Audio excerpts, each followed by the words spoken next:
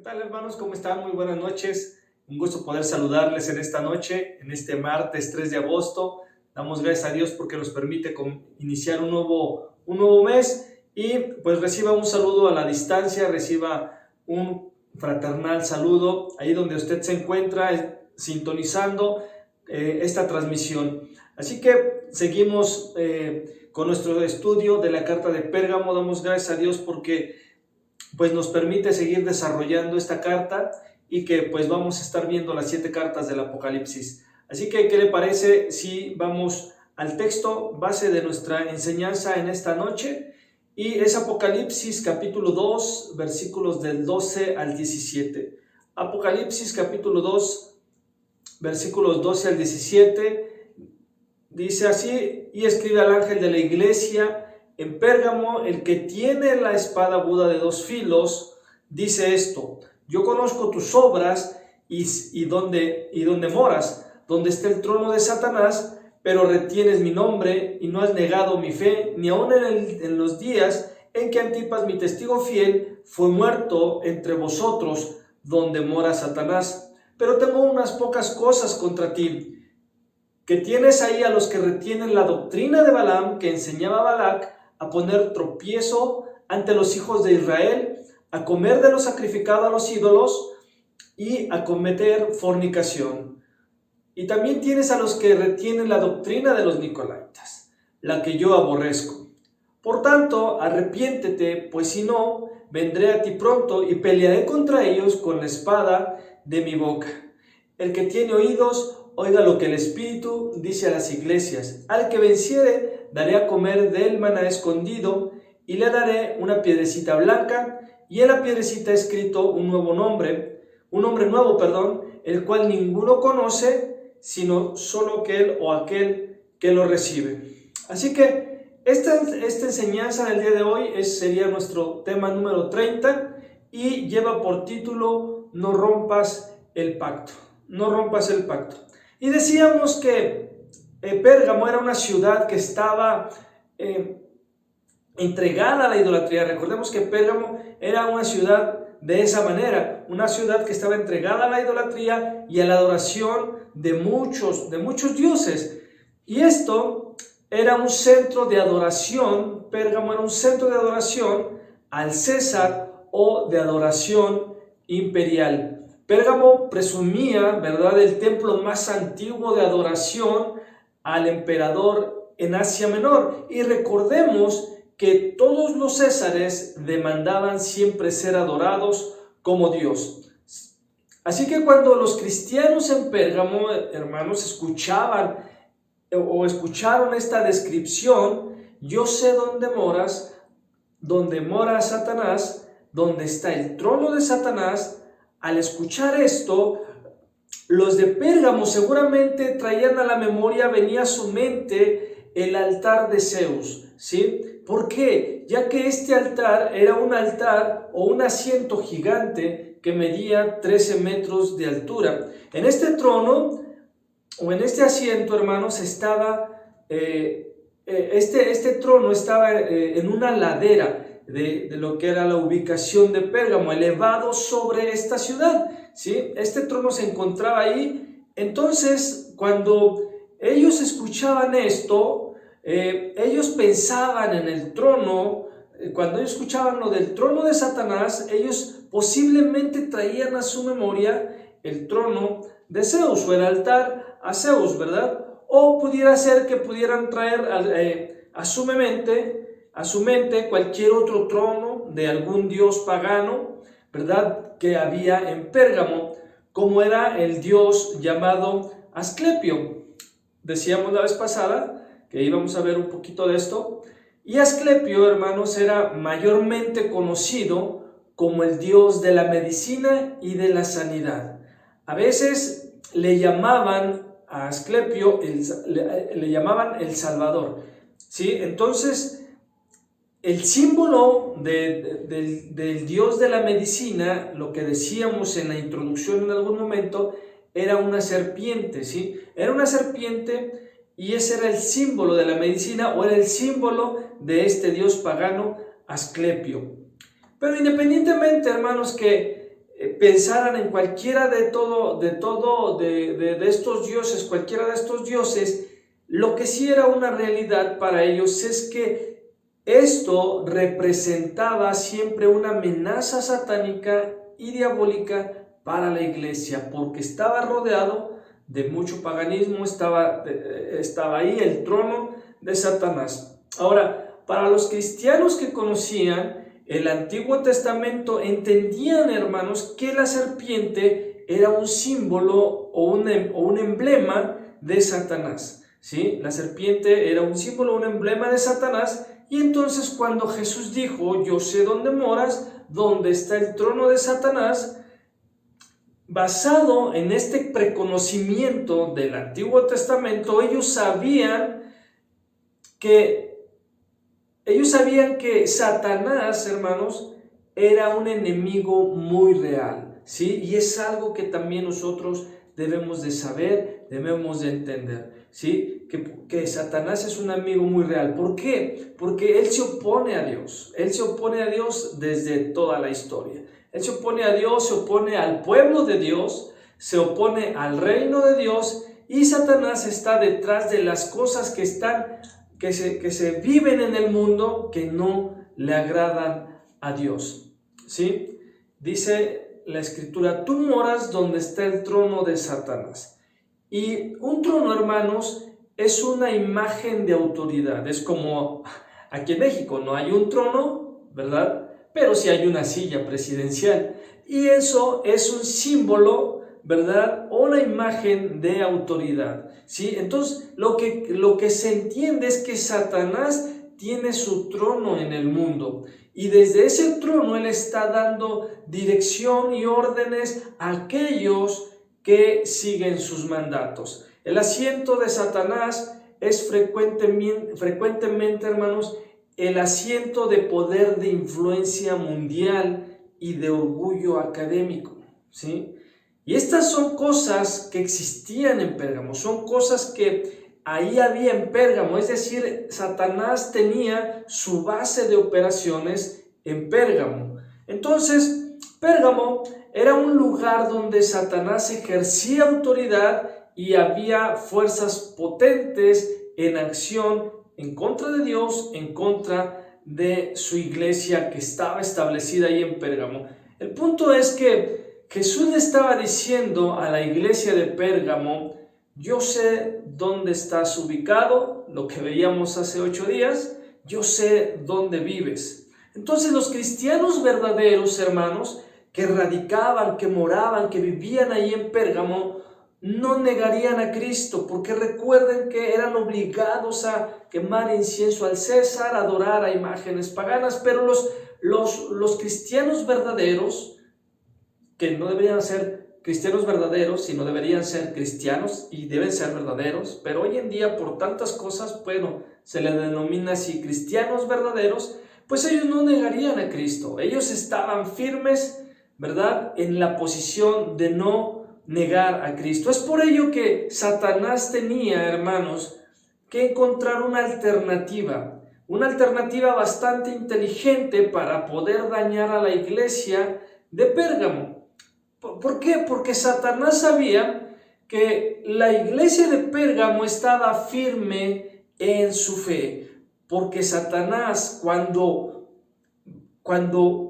manda a matar a Antipas, ¿sí? Cuando Antipas muere, ¿verdad? Satanás se da cuenta que los de Pérgamo seguían firmes en su fe, aun cuando Antipas, dice la Escritura, fue muerto entre vosotros. ¿Por causa de quién? Por causa de Cristo. Entonces Satanás veía toda esa parte de la iglesia de Pérgamo, y es algo que nuestro Señor Jesús elogia a la iglesia y le dice, versículo 13 dice, pero retienes mi nombre y no has negado mi fe, ni aun en los días en que Antipas, mi testigo fiel, fue muerto entre vosotros donde mora Satanás. Entonces, la estrategia que Satanás usó fue que en lugar de aniquilar a la iglesia por medio de la persecución, que sin duda lo sigue haciendo hasta el día de hoy, ¿verdad? La estrategia fue adaptar a la iglesia al mundo, ¿sí? Esa fue la estrategia de Satanás. Y esta estrategia tenía un enfoque más sutil. En lugar de atacar de frente, en lugar de hacer guerra de frente, atacó por la espalda, de una manera a traición, por así decirlo. Es decir, como que Satanás se metió por la puerta trasera de la iglesia. ¿Por qué? Porque vio que haciéndole frente a la iglesia por medio de la persecución, aun cuando Antipas fue muerto, la iglesia no bajó la guardia, la iglesia permaneció firme, y es algo que nuestro Señor Jesucristo elogia a esta iglesia, ¿sí? Ahora Satanás tiene dos formas de operar. Satanás tiene dos formas de operar, las cuales son por medio de la persecución y por medio de la adaptación, ¿sí? Él puede tratar de conquistar desde fuera, hermanos, por medio de la persecución y de la intimidación, pero también él puede tratar de corromper a la iglesia por medio del engaño, ¿sí? Por medio de las falsas enseñanzas, de la infiltración de personas que buscan destruir a la iglesia, que son agentes de Satanás y que solamente están buscando destruir a la iglesia e impregnar a la iglesia desde dentro, ¿sí? Vamos a ver estas dos maneras en las cuales Satanás opera. El enfoque de la persecución, hermanos: el mundo rechaza a la iglesia y se mueve en contra de la iglesia, ¿sí? Y la meta de este enfoque de la persecución o de esta forma de operar es aniquilar a la iglesia. Aquí la iglesia es confrontada, es frente a frente y es enemiga del mundo.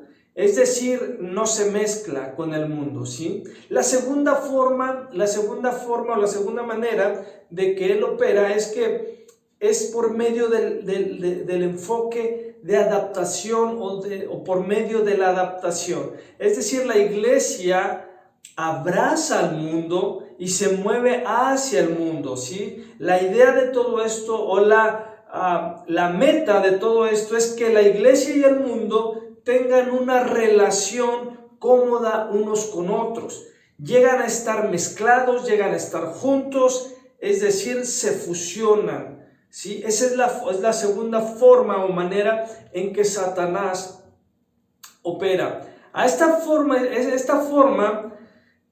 estaba tomando lugar en la ciudad de la capital de Pérgamo, hermanos. En ese primer siglo estaba tomando forma, estaba tomando lugar, como se observa en estas 7 cartas a las iglesias de Apocalipsis. En el caso de Pérgamo, hermanos, esta estrategia de adaptación estaba demostrando ser más eficaz, más efectiva que el ataque frontal a la iglesia por medio de la persecución. Estaba resultando ser más efectiva porque muchos en Pérgamo decían, incluyendo Antipas, no vamos a doblar nuestras rodillas, no vamos a adorar al César y no vamos a adorar y a doblar nuestras rodillas ante el César. Y debido a esto, era obvio que Satanás comenzara a atacar desde dentro de la iglesia, ¿sí? Y por desgracia, hermanos, pues algunos de la iglesia de Pérgamo fueron rindiéndose a través del tiempo, a través de los años, fueron rindiendo ante la sutileza de Satanás en vez de permanecer de pie frente al ataque. En vez de hacerle frente al ataque, ellos fueron rindiendo, fueron doblegándose, fueron cayendo en esta estrategia de Satanás de adaptación. Es por ello que nuestro Señor Jesucristo le dice en el versículo 15 y 16, pero tengo unas pocas cosas contra ti, que tienes ahí a los que retienen la doctrina de Balaam, que enseñaba a Balac a poner tropiezo ante los hijos de Israel, a comer de cosas sacrificadas a los ídolos y cometer fornicación. ¿Sí? 15. Y también tienes a los que retienen la doctrina de los nicolaítas, la que yo aborrezco. Jesús usa este mismo patrón en 5 de las 7 cartas a la iglesia, de las iglesias de Apocalipsis. Elogia a la congregación y adjuntando siempre las advertencias acerca de las debilidades que ahí se persistían, ¿sí? Jesús tenía unas pocas cosas, siempre usa ese patrón, unas pocas cosas contra ellos. Aunque deben señalar el pecado, aunque nuestro Señor Jesús debe señalar el pecado, el corazón de gracia del Salvador no condena a toda la iglesia por el pecado de unos cuantos, ¿sí?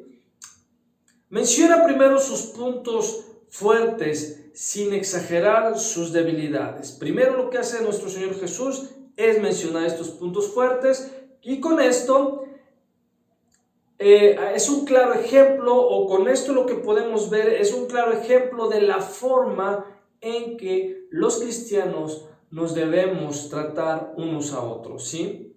Ahora, recordemos que la iglesia de Éfeso, hermanos, que estudiamos, que fue la primera carta, Jesús le dijo: tú aborreces, odias las obras de los nicolaitas, las cuales yo también aborrezco.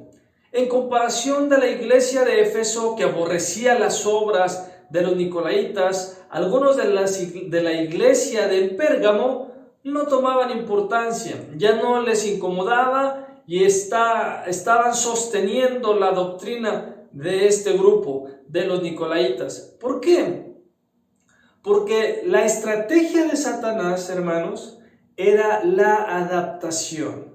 ¿Sí? La estrategia de Satanás era la adaptación, porque lo primero que había sido la persecución no le había dado resultado, porque dice: mantienes tu fe aún en los días en que Antipas, mi testigo fiel, fue muerto entre vosotros, permaneciste firme. Aún cuando tú permaneces fiel a Dios en una circunstancia, hermano, Satanás siempre va a buscar otra estrategia para poder derrocarte, pero debemos estar firmes, puestos nuestros ojos en el autor y consumador de la fe, nuestro Señor Jesucristo. Entonces, aquí lo que Satanás estaba haciendo era atacar por medio de la adaptación, y él estaba y le estaba dando buenos resultados, porque decíamos hace un rato, algunos en la iglesia ya habían caído en esa situación. Tan era así que ya no les incomodaba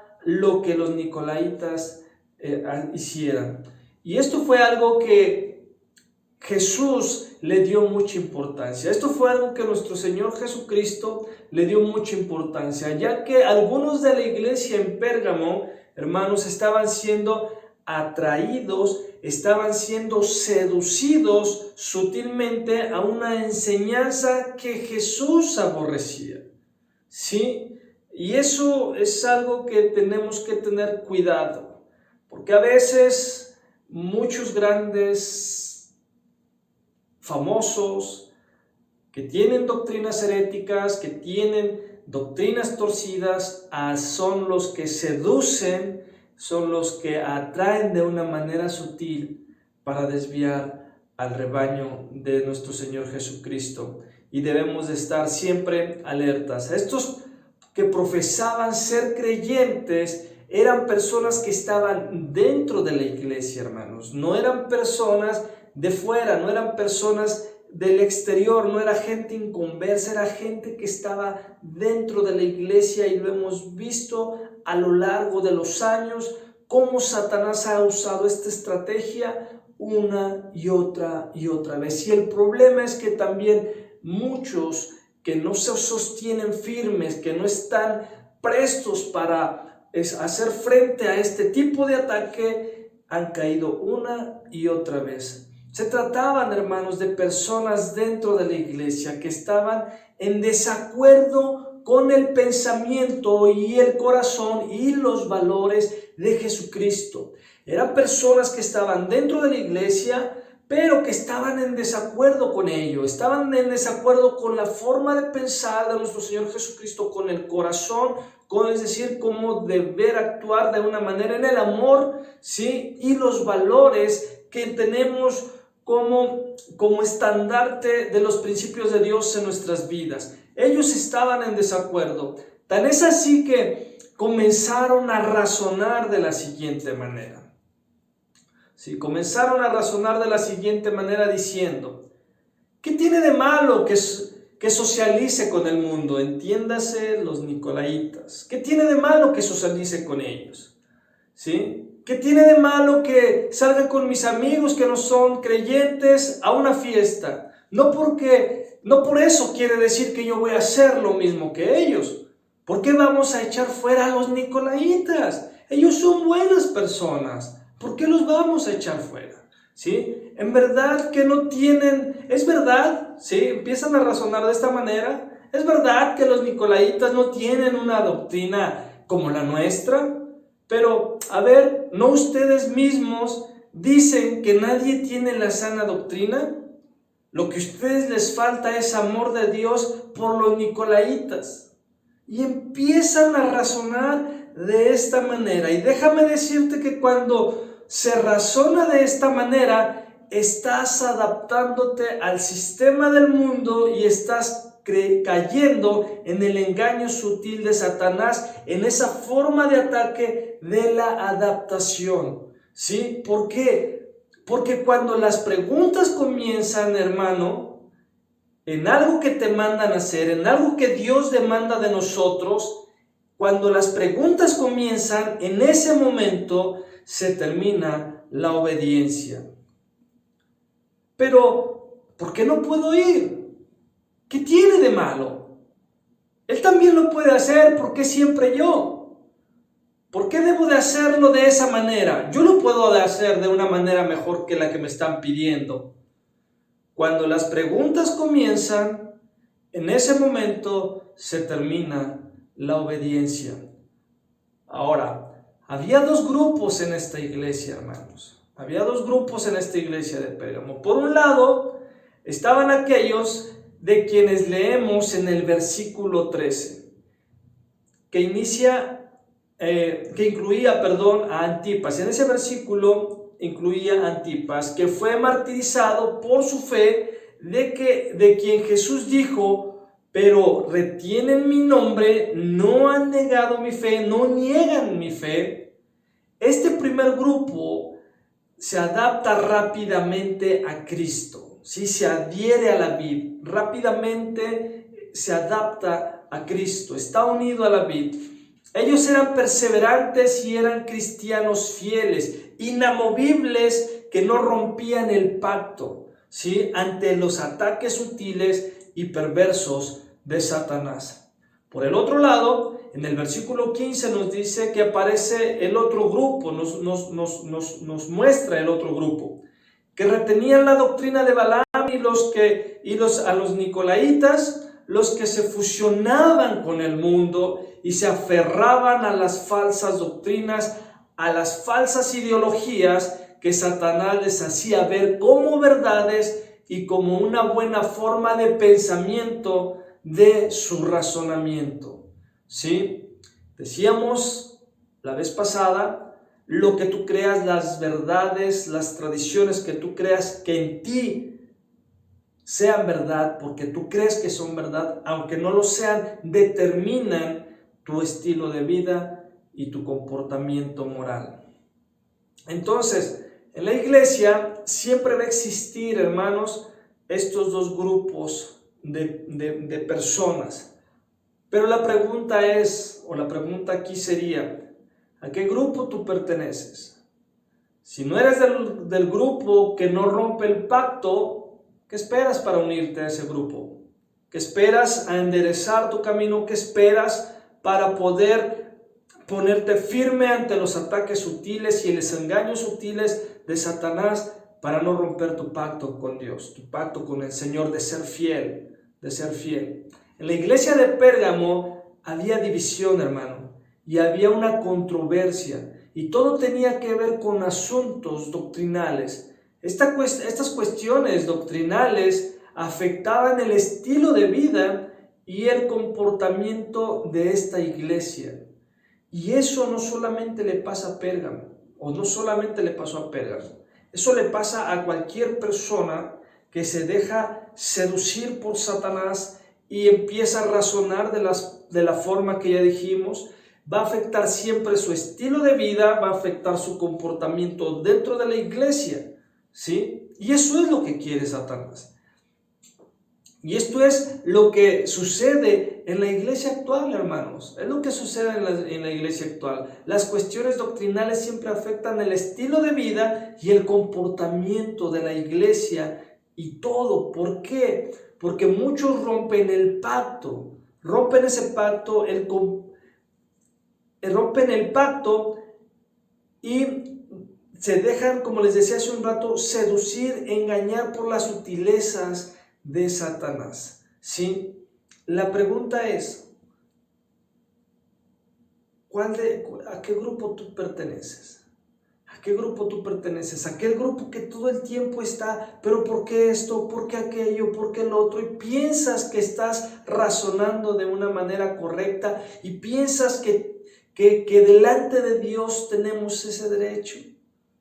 Cuando Dios nos está mostrando lo que debemos de hacer y nos está mostrando que uno de los ataques más efectivos de Satanás es la adaptación para hacernos romper ese compromiso de fidelidad, de santidad, de integridad en nuestras vidas delante de Dios. ¿Sí? Primera de Pedro 5:8, leo en la palabra hispanoamericana, dice así: no se dejen seducir ni sorprender. El diablo, que es el enemigo de ustedes, ronda como león rugiente buscando a quien devorar. Y esas personas que va a devorar son las personas que quieren fusionarse con el mundo, que quieren fusionarse con el estilo de vida del mundo, que quieren fusionarse con las actividades que el mundo hace, que a su criterio no están tan mal, no son tan malas, no tienen nada de malo. ¿Por qué no lo puedo hacer? Y entonces dejas que Satanás gane ventaja sobre tu vida. ¿Por qué?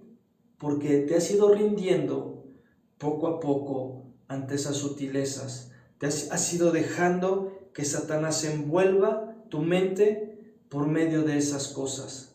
¿Por qué? Porque como no te puede destruir por la persecución, no te puede destruir porque trajo la enfermedad a tu vida, porque trajo esto, trajo aquello, por medio de una persecución, no lo puede hacer. Él empieza a poner en tu mente esa forma de adaptación y al grado que decíamos, ya no te incomoda en tu vida. Para ti es normal, para ti es tan natural el poder fusionarte con el mundo, el poder juntarte con el mundo, el poder mezclarte con el mundo, tan natural es como los de Pérgamo, que decían, no, pues si los nicolaitas son bien buena onda, los nicolaitas, pues pobrecitos, ¿quién no los va a querer si se portan re bien? Y entonces dejamos que esas malas enseñanzas, que esas malas doctrinas, que esas malas formas de pensamiento, filosofías huecas, se mezclen contigo, se mezclen dentro de la iglesia. Así que, ¿de qué grupo eres tú? ¿Del que rompe el pacto? ¿Del que se fusiona? ¿Del que ya no le incomoda vivir como el mundo? ¿O del que se mantiene firme ante los ataques de Satanás? Y esa firmeza la podemos tener por medio de su fidelidad, por medio de que Él es fiel y nos ayuda en todo momento. Así que mantengámonos alertas, hermano, en todo esto que Dios viene hablando a nuestras vidas, para que nuestro discernidor esté siempre prendido y siempre alertas. Vamos a orar. Padre, te damos gracias en esta noche. Gracias te damos por tu palabra. Gracias te damos porque siempre llega a tiempo, siempre tu palabra viene a redarguirnos, a confrontarnos con nuestro estilo de vida para que podamos corregir. Señor, tu palabra viene, Señor, a confrontarnos para no caer, a advertirnos también para no caer, Señor, en lo que ha sucedido en el pasado. Estas cosas se escriben para eso, para recordarnos que no debemos cometer los mismos errores, pero pareciera que se vuelve un círculo vicioso, Señor. Pero te pedimos que nos ayudes aún en contra de nuestra voluntad. Señor, que algo que no sea tu voluntad no la queramos, no la anhelemos, Señor. Que no estemos dormidos, Señor, porque Satanás usa esta estrategia el día de hoy